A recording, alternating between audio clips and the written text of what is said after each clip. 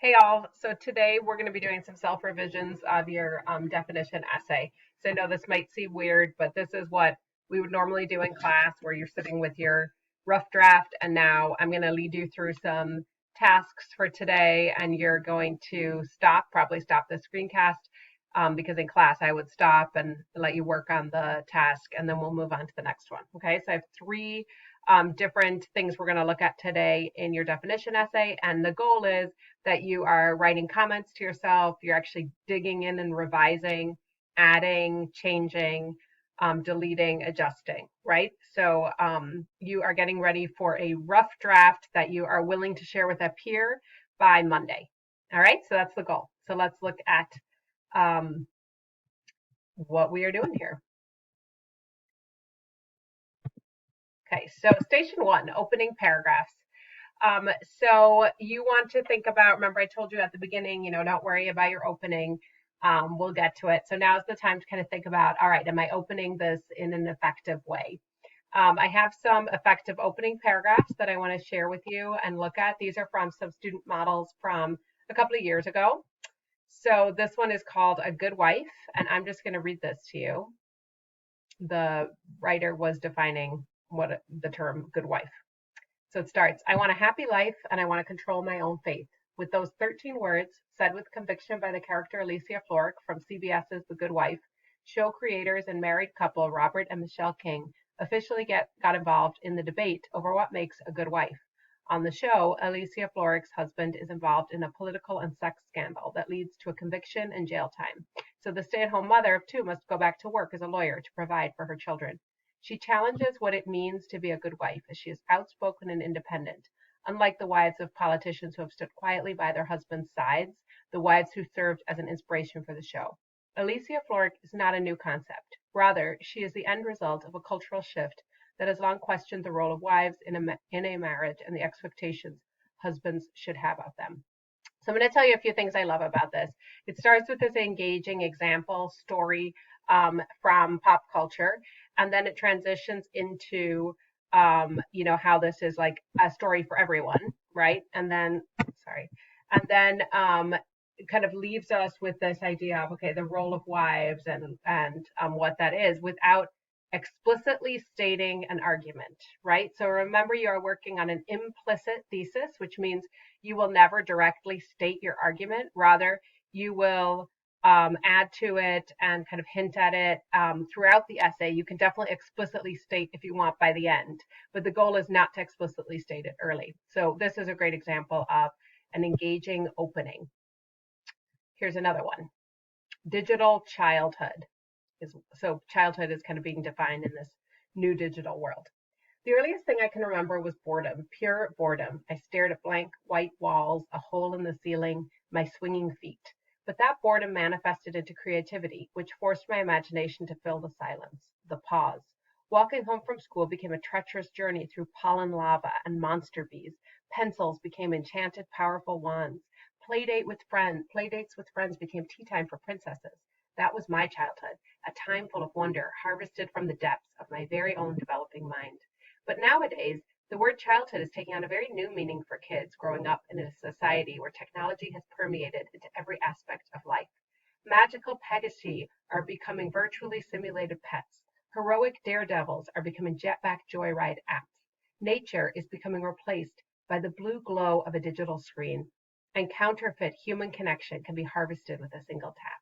And kids never have to worry about boredom. With the constant pinging of text messages, the loud laugh tracks from children's TV shows emanating from oily, rubber encased tablets, the various sound effects from the newest developed app, it is almost impossible to have a moment of idleness, except for when an online ad is loading, of course.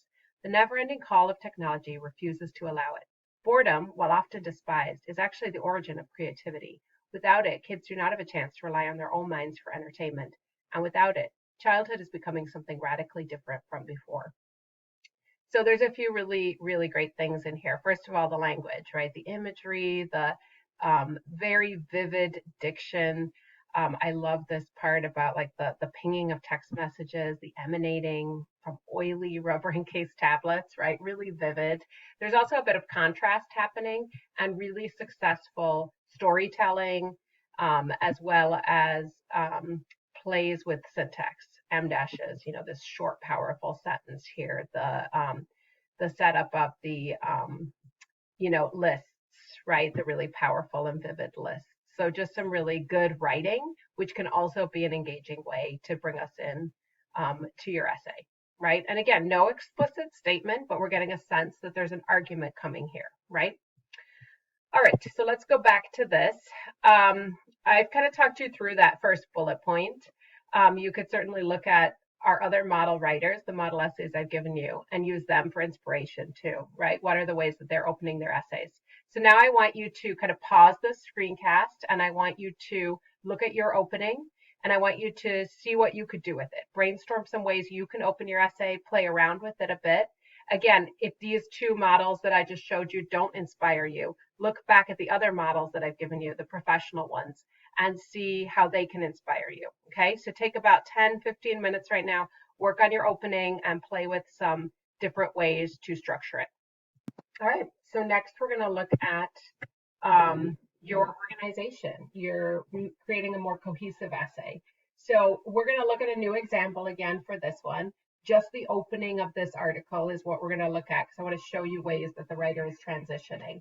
And so what I'm calling those are the moves the writer is making to connect the paragraphs. And that means that you are, not doing the kind of ordinary traditional transitions first, next, then, however, rather thinking about how you can link ideas together to make, the essay move, okay, in a logical way. So I'm not going to read this to you. What you can do right now is pause and read this. It's only 4 paragraphs. And then, come back and I'll talk you through what we're seeing here. Okay, so if you want to pause. And so what we see is we see one example and then another example, right? Again, if we go back to how to start your essay, this is another way to do it, with a series of examples. Remember, the RIP American Family also started with a very personal example of the Hernandez family. So this starts with 2 examples of bullying, right? Pretty brutal bullying. And then look at how it transitions. Well, first of all, let's look from paragraph 1 to paragraph 2. Bullying was also the headline. So this is how it's linking paragraph 1 to paragraph 2. Then we have this. Were these instances of actual bullying? It's hard to say. So interesting to think about how a rhetorical question could be a way to transition, right? This is combining both now instances and asking a question about them. Then it kind of talks about how the term bullying is being misused and misrepresented. And so again, this paragraph links with all the diagnosis of bullying is making the real but limited problem seem impossible. And then we have another rhetorical question. So bringing up misdiagnosis of bullying is what's linking this paragraph to this. Okay, so as you look through your essay, I want you to look for ways that you can create cohesion, that you can show transitions that are helping to link your ideas together. Okay, so you could pause right now and work on that in your essay, and that is making sure that the ideas logically connect to each other and that they transition effectively.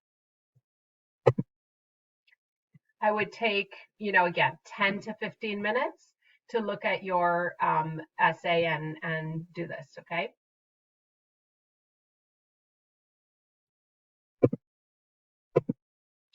All right, the last task I want you to do today is looking at your writing style, okay, and how you're using rhetorical strategies. So instead of showing you another new example, I thought it might be helpful for you to go back to your copies of, all these model essays, right? So you know them, and look at how they are using writing in this really creative way. And my suggestion to you today is to look through the model essays and find a moment you would love to imitate, and then try it in your essay. And then do this a few more times, okay? So try to imitate different strategies that the writers are using. Maybe it's this construction of a sentence that you really admire. Maybe it's the way they're using rhetorical questions. Maybe it's the way they are crafting imagery or repetition, right? Maybe it's the way they're using words. So while this is really important in your essay, and certainly something I'm going to be looking at as I read them, it's also going to be a great review for you for question 2, which is what we're being tested on this year, rhetorical analysis. It's going to remind you of the different strategies writers use to craft an argument. So I think actually implementing them in your own essay will be the best way for you to really understand what they are. Okay, so maybe look back at your list of rhetorical strategies that you have for first semester and really think about which ones you want to use, which ones you see these writers using, and start to play with those in your own writing. Okay, so that's your task for today. I hope that, again, with this one, you want to take about 10-15 minutes and really mindfully put in multiple moments, where you're crafting your rhetorical strategies. Okay. And then hopefully after today's work, you feel like your essay is ready for some peer eyes on it by Monday. All right. Okay. Let me know if you have any questions and just tag me in a comment or a private comment. Shoot me an email if you want feedback on anything.